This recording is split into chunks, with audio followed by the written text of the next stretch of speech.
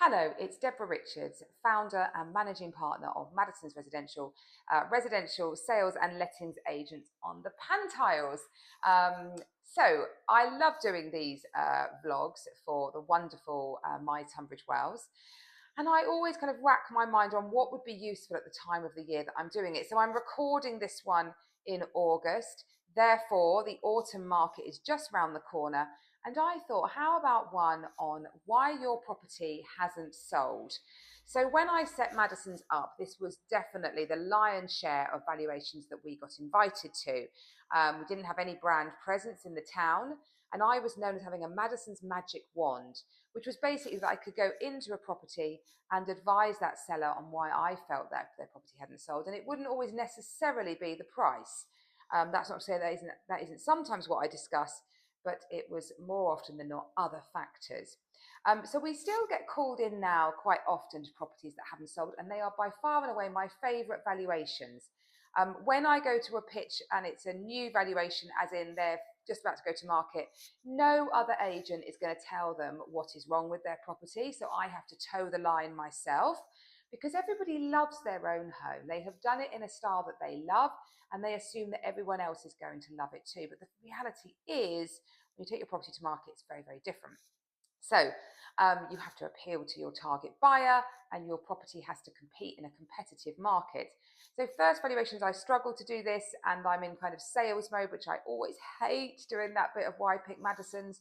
I prefer to kind of demonstrate my expertise rather than tell someone about it. So when I go to a second one and it's a re-instruction, hasn't sold, they are just desperate to hear thoughts on why that hasn't happened. So my favourite valuations, because it's a much more informative, two-way sharing of information, helpful meeting in which hopefully I can demonstrate my expertise, as I've said, rather than just telling them how great we are. So if your property has been on the market in the spring and it was a very, very saturated market and it hasn't sold, then you might just want to listen to this and hear my thoughts on what hasn't gone wrong. So the first thing I always ask when I'm doing a property revisit is, have you had many viewings? And if you've had lots of viewings, what was the feedback? Your property hasn't sold predominantly because there haven't been enough people through the door. That's problem number one. Or when they've come through the door, for whatever reason, they are not prepared to commit to buying that property. And that can be a whole raft of reasons, which I'll get to in a second. So number one, have you had many viewings? If you haven't, that could be for a variety of factors. It might be that your internet listing isn't strong enough, so your professional photography isn't great. I've got properties that I've won where the previous photo with the agent just wasn't very alluring and very attractive. And with the magic of a different angle or some CGI work, to remove some unsightly scaffolding, we managed to get a good number of people through the door. It could be that you've got photographs taken in winter and you need to go back in the summer and get some nice summer shots. Your agent should be really proactive about that and managing that process. But it might well be your price. So often I'll hear, well, it's not the price because no one's told us it's the price. If you haven't had viewings through your door and you've got a cracking internet listing, then buyers are basically deciding that your property looks too expensive. And trust me, there are very, very few tire kickers out there, buyers who want to make a general activity of going and viewing properties. Most buyers are busy. They want to press on with buying a property. And if your property doesn't grab them, they're just going to move on to something else. When you go on to Rightmove and you say to Rightmove, this is what I'm looking for, Rightmove chucks back a load of results at you. And your buyer will only click through on about 4% of what Rightmove returns them as a search. And they will click through to look on more detail on those to about 1.3 and really far details. And then they'll spend just under a second looking at that headline photo to decide if it's worth a view. So it's got to capture them. Price has got to feel right. Get your agent to change your photos around. Imagine it like a shop window. This is my house. Let me change the photos around. And then, hopefully with that proactive management, you should get people through the door. When you get them through the door, you can then start to work out what's going wrong if they're still not buying. Now, that can be a whole raft of things. Your property could have a big compromise. And if it's got a big compromise, a busy road, nasty elevation, heavily overlooked, a commercial building nearby, then it has to be so seductively gorgeous to seduce your buyer, to make them forget those compromises, or the price needs to reflect that you are well aware of those compromises. And if you lifted that property up and put it elsewhere, then it would sell. There's a lot you can do on presentation to make it better. Always remember though, buyers generally sit in one of two camps with maybe a third in the middle.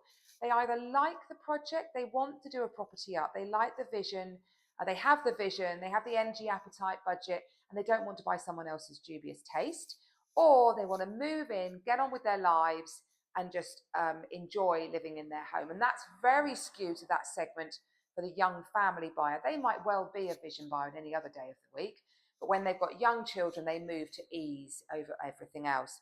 And then maybe in the middle, you've got the buyer who is prepared to do a little bit of work, redecorate, etc., but doesn't want any major structural work. So your property really has to appeal to one of those segments.